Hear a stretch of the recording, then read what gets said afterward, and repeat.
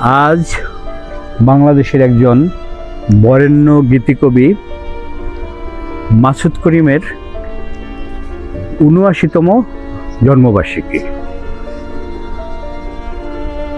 অনেক বছর আগে তিনি আমাদের ছেড়ে চলে গেছেন।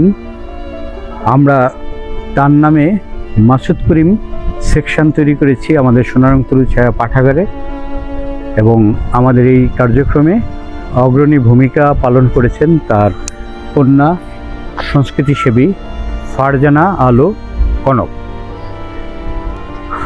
আজ শ্রদ্ধেয় গীতিকবি মাসুদ করিমকে উৎসর্গ করে আমরা আমাদের এই বৃক্ষপ্রেমী শিক্ষার্থীদের বিভিন্ন গাছের চারা উপহার দিয়েছি আমাদের সোনারং তরু ছায়ার আলীজাকের চত্বর থেকে।